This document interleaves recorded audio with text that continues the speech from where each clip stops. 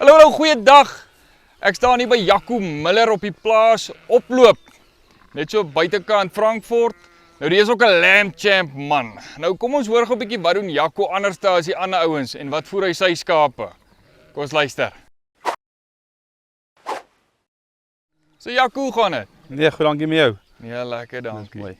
Hoorie Jaco, sê my gou bietjie met wat boer jy nou alles op hierdie plaas vir jou? Ons het skape, beeste en dan saaiery, mielies en sojabone. Is dit nou hoe die reën gemaak vir jaar by jou? Ja, was maar daai jaar eintlik weer te veel op 'n stadium en weer te min, maar ja, ons dink ons het 'n goeie jaar wat voor lê. Is dit? Yes. Ja, ek is bly om te hoor. Nou jy's nou een van die lamb champ manne. Nou sê my 'n bietjie, hoeveelste jaar is dit nou vir jou? Tweede jaar wat ek inskryf vir Lamb Champs. Is dit? Ja. Nou van laas jaar af tot nou toe, het jy enige veranderinge gemaak aan jou voeding en so aan? Nee, geen verandering nie. Geen Ek kom verandering net so gehou. Is dit Ja. nou watse ras boer jy? Ons boer met Donnie Merinos en dan het ons basters, rooi basters. Baie mense ken hom as die rooi rus. Dis maar en dan kry ons die twee rasse mekaar. Hoorie nou ook interessant. Rondom, wat is jou resultate as dit nou kom by voeding en genetika? Wat sou jy sê is die belangrikste? Ek dink Ja. genetika is baie belangrik, maar net so belangrik is jou voeding. Ek dink jou voeding speel ook 'n baie groot rol. So daai in jou twee kan sukses. eintlik maar nie sonder mekaar. Nee, glo nie hulle kan sonder mekaar nie. Okay. Wat vind jy anderste in hom as wat ons gewone merinos nou? Vrugbaarheid. Ja. Baie meer vrugbaar. Nie so lief vir die meerlinge nie, eenlinge meer en baie meer gehard as 'n Donnie of 'n vleismerino of enige ander ras. Hulle is baie minder werksensitief en ja, baie geharde skaap. Maar Jaco, sê my gou, hierdie skaap nou sy skeer jy hulle? Moet hulle skeer ongelukkig elke jaar, hulle wol is nou nie veel werd nie. Dis eintlik Wat doen mense met hulle wol? ons stuur dit af, nou en dan verkoop dit, anderste bêre ons dit maar hier en maar dis ongelukkige skaap wat jy moet skeer, maar sy wol is nie veel werd nie. Okay.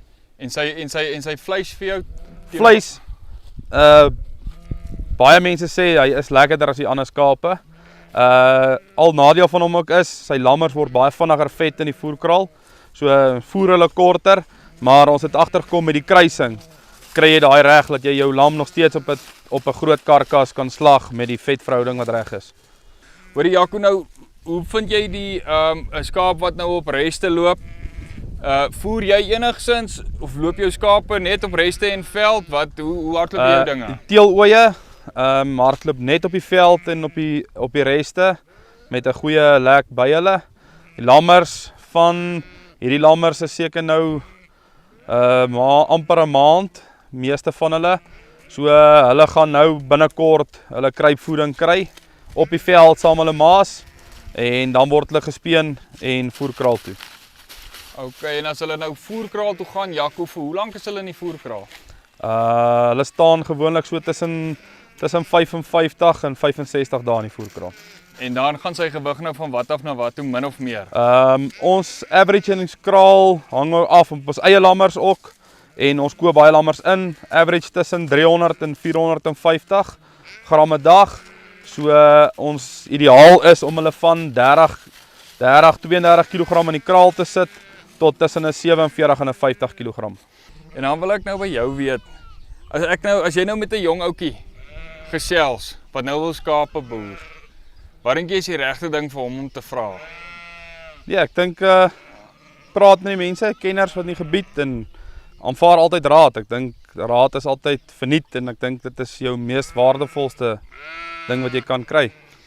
Maar nou jy's nou hier in die Vrystaat area teenoor ander klimate en ander plekke. Wat sou jy sê is die Vrystaat klimaat vir jou uitstaan en wat vir jou beter? Wat bied hy jou wat 'n ander plek nou nie noodwendig bied nie? Ja, ek dink ons het dwars deur die jaar in die somer het ons goeie veiding en dan in die winter met die aanplantings het ons net sulke goeie veiding en ja, die winter, hierdie tyd is maar 'n goeie tyd om te lam. En ja, ek dink die klimaat help baie want ons is deur die jaar kan jy lekker met 'n skaap hier boer. Maar Jaco, nou sê my, is jy oop voor om by die Lamb Champs karkasse uit die hand uit te verkoop?